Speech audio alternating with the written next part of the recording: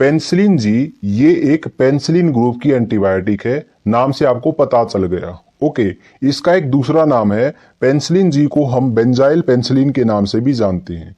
खास बात क्या है इसके बारे में कि ये सबसे पहली एंटीबायोटिक है जो डिस्कवर की गई थी अलेक्जेंडर फ्लेमिंग के द्वारा। अगर आपसे पूछिए कि बताइए सबसे पहली एंटीबायोटिक का नाम बताइए जो डिस्कवर की गई थी, तो वो हमारी पेनिसिलिन जी यानी कि बेंजाइल पेनिसिलिन है। ठीक है, अब ये पहली एंटीबायोटिक है तो इसके अंदर कुछ कुछ खामियां भी हैं।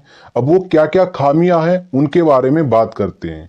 इसके अंदर कई तरीके की खामियां हैं, कई तरीके की लिमिटेशंस हैं। क्या क्या कमियां हैं देखिए। सबसे पहली कमी इस एंटीबायोटिक के अंदर है कि ये एंटीबायोटिक क्या है, एसिड लेवाइल है।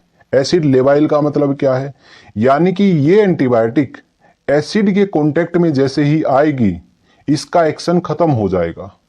ठीक है, यानी कि पेनिसिलिन जी जैसे ही एसिड के कांटेक्ट में आएगी एसिड इसको तोड़ देगा और इसका एक्शन खत्म कर देगा। ठीक है, हमारी बॉडी में हमारे स्टमक में एसिड प्रेजेंट होता है, ये बात सबको पता है। अगर हमने पेनिसिलिन जी ओरल रूट से ली तो वो हमारे स्टमक में जाएगी, एसिड के साथ कांटेक्ट में आएगी तो हमारे स्टमक का एसिड पेनिसिलिन जी को तोड़ देगा, जिसकी वजह से उसका एक्शन खत्म हो जाएगा और पेनिसिलिन जी किसी भी काम की नहीं रहेगी। ठीक है, ऐसा होता है। ओके, तो इसलिए जो पेनिसिलिन जी है वो ओरल रूट से प्रेफर नहीं की जाती है। ओके, अब आपके माइंड में क्वेश्चन आया होगा कि यहां पर आपने पेनिसिलिन जी की टैबलेट्स देखी, मैंने यहाँ पे पिक्चर लगा रखी है, और अभी मैंने बोला कि जो पेनिसिलिन जी है वो ओरल रूट से नहीं दी जाती है क्योंकि एसिड उसको तोड़ देता है। लेकिन ये टैबलेट्स क्या कर रही हैं यहाँ पर, टैबलेट तो क्या है ओरल रूट से ही दी जाती है। तो सही बात है, टैबलेट्स ओरल रूट से दी जाती है, पेनिसिलिन जी को हम ओरल रूट से ले सकते हैं, लेकिन प्रेफर नहीं करते हैं क्योंकि मैक्सिमम ड्रग क्या हो जाती है, अनस्टेबल हो जाती है, उसका कोई एक्शन नहीं बचता है। एग्जाम्पल से समझेंगे, मान लिया 100 मॉलिक्यूल आपने पेनिसिलिन जी के खाए, ठीक है, वो आपके पेट में गए, एसिड के साथ कांटेक्ट में आए, 100 में से 90 मॉलिक्यूल्स को एसिड ने तोड़ दिया, क्या बचे 10 ही तो मॉलिक्यूल बचे। तो मैक्सिमम ड्रग तो एसिड के द्वारा तोड़ दी गई, तो वो जो थोड़ी सी ड्रग बची है वो जो डिजायर्ड एक्शन है वो प्रोड्यूस ही नहीं कर पाएगी। तो इस चीज का फिर फायदा क्या है।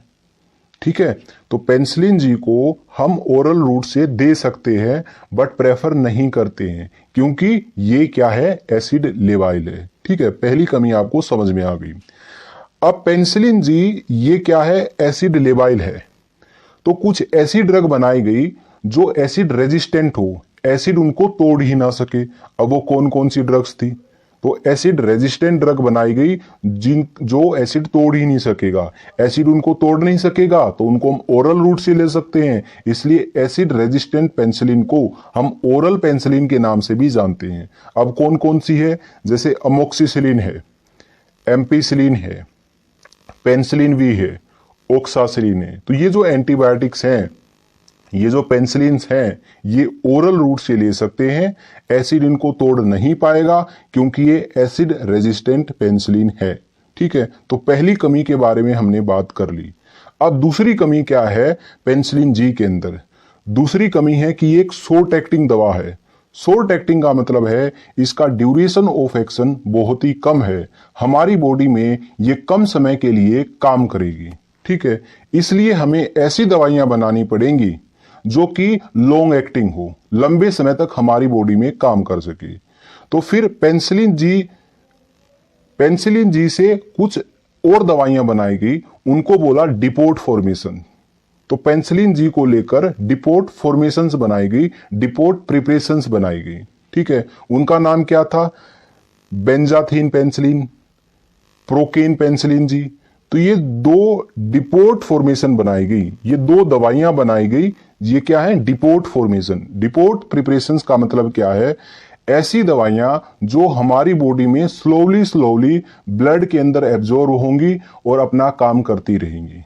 ठीक है, और ऐसा कैसे पॉसिबल है, ऐसा जब पॉसिबल है जब वो दवाई इंट्रामस्कुलर रूट से दी जाए। तो जो ये बेंजाथीन पेनिसिलिन जी और प्रोकेन पेनिसिलिन जी, जो ये दोनों दवाइयां हैं, ये केवल इंट्रामस्कुलर रूट से दी जाती है, आईवी रूट से नहीं दी जाती है। इन दवाइयों को आईएम रूट से देंगे, धीरे धीरे ये ब्लड में एब्जॉर्ब होंगी और अपना काम करेंगी, और इस तरीके से ये दवाइयां क्या है, लॉन्ग एक्टिंग हो जाएंगी। ठीक है, तो दूसरी खामी क्या थी पेनिसिलिन जी की, शॉर्ट एक्टिंग, इसलिए हमने क्या किया, लॉन्ग एक्टिंग ड्रग्स बना ली।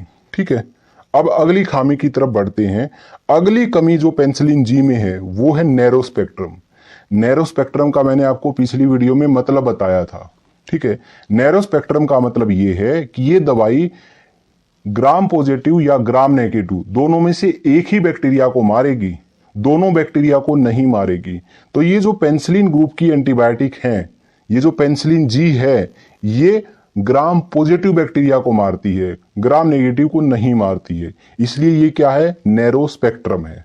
ठीक है, लेकिन हमें ब्रॉड स्पेक्ट्रम दवाई चाहिए, हमें ऐसी दवाइयां चाहिए जो कि ब्रॉड स्पेक्ट्रम हो, दोनों ही बैक्टीरिया को मार सके, ग्राम पॉजिटिव भी ग्राम नेगेटिव भी।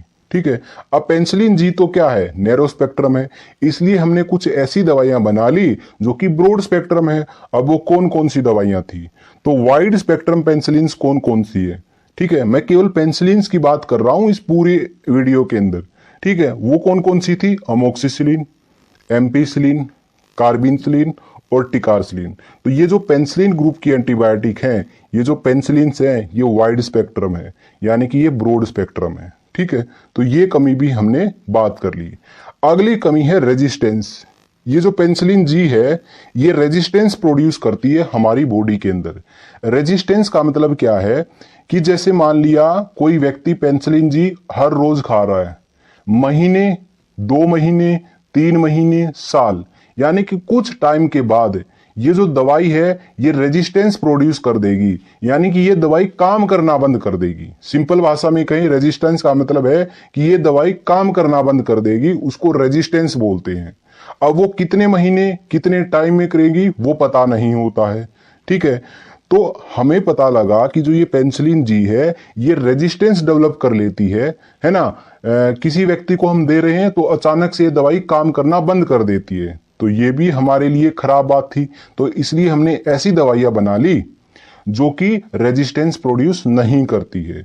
और ऐसी कौन कौन सी दवाइयां हैं, वो दवाइयां हैं क्लोक्सासिलिन, ओक्सासिलिन, मेथिसिलिन। ठीक है, अब क्या हुआ, हमारे पास अमोक्सिसिलिन थी, एम्पिसिलिन थी। ये जो अमोक्सिसिलिन और एम्पिसिलिन है ना, ये ओरल दे सकते थे और ये वाइड स्पेक्ट्रम भी थी, लेकिन क्या थी, ये दवाइयां रेजिस्टेंस प्रोड्यूस करती थी। ठीक है, इसलिए हमने क्या किया, हमने एक ऐसी ड्रग, ऐसी चीज इनके साथ मिला दी जिससे कि ये रेजिस्टेंस प्रोड्यूस ना कर सके। ठीक है, तो सबसे पहले तो क्या होता है, अमोक्सिसिलिन दी जाती है किसी को भी। ठीक है, लंबे समय तक किसी को अमोक्सिसिलिन चलती है। अब वो अमोक्सिसिलिन काम करना बंद कर जाती है, तो उसके बाद डॉक्टर क्या करता है, एक कॉम्बिनेशन दे देता है अमोक्सिसिलिन के साथ क्लेवनिक एसिड का। आपने सुना होगा अमोक्सिक्लेव नाम से एक दवाई आती है, उसके अंदर अमोक्सिसिलिन के साथ क्लेवनिक एसिड होता है। ठीक है, तो ये जो दवाई है ये फिर रेजिस्टेंस नहीं करती है। ठीक है, तो उसके अंदर जो ये क्लेवनिक एसिड है ये रेजिस्टेंस नहीं करने देता है, और एम्पिसिलिन के साथ सल्वेक्टम मिला दिया जाता है और ये रेजिस्टेंस नहीं कर पाएगा, ये दवाइयां फिर काम करती रहेंगी। ठीक है, अब क्वेश्चन ये आता है कि अमोक्सिसिलिन में जो ये क्लेवनिक एसिड मिलाया गया, ये क्यों मिलाया गया, ये क्या काम करेगा, इस क्वेश्चन का आंसर जानना है तो इसके ऊपर भी मैंने एक वीडियो बनाई हुई है, डिस्क्रिप्शन में इसका लिंक मिलेगा आपको, तो वहां से आपको चेकआउट कर लेनी है। ठीक है, तो क्या कमी थी, कमी थी रेजिस्टेंस थी। तो कुछ दवाइयां हमने ऐसी बना ली जो कि रेजिस्टेंस प्रोड्यूस नहीं करती हैं, ये दवाइयां बना ली। जो प्रोड्यूस करती थी उसके अंदर कुछ ऐसी ड्रग हमने मिला दी जो रेजिस्टेंस से बचा देंगी। ठीक है, तो ये दवाइयां होगी, आपने सुना होगा अमोक्सिक्लेव नाम से। ठीक है, ओके। अगली कमी है एलर्जी। ये जो दवाई है ना पेनिसिलिन जी, ये एलर्जी कर सकती है, जरूरी नहीं है कि एलर्जी ये करेगी, ये एलर्जी कभी भी कर सकती है। ओके, अब एलर्जी से क्या है मैं आपको बताता हूं। मैंने आपको पिछली वीडियो में ये बताया था कि जो एंटीबायोटिक्स है उनके अलग अलग ग्रुप है। मैंने आपको एक बीटा लैक्टम ग्रुप बताया था और उसके अंदर मैंने आपको बताया था कि इसके अंदर पेनिसिलिन एंटीबायोटिक आती है, सिफेलोस्पोरिन एंटीबायोटिक आती है। ठीक है। पेनिसिलिन या सिफेलोस्पोरिन, किसी भी जो एंटीबायोटिक है ना, इन दोनों ग्रुप की एंटीबायोटिक में से एक कोई भी एंटीबायोटिक अगर एलर्जी करती है, मान लिया कोई व्यक्ति अमोक्सिसिलिन खा रहा है और उसको अमोक्सिसिलिन से एलर्जी हो गई, तो अमोक्सिसिलिन से एलर्जी हुई है ना, तो सारे बीटा लैक्टम ग्रुप की दवाइयों से उसको एलर्जी हो जाएगी। इसको बोलते हैं क्रॉस एलर्जी।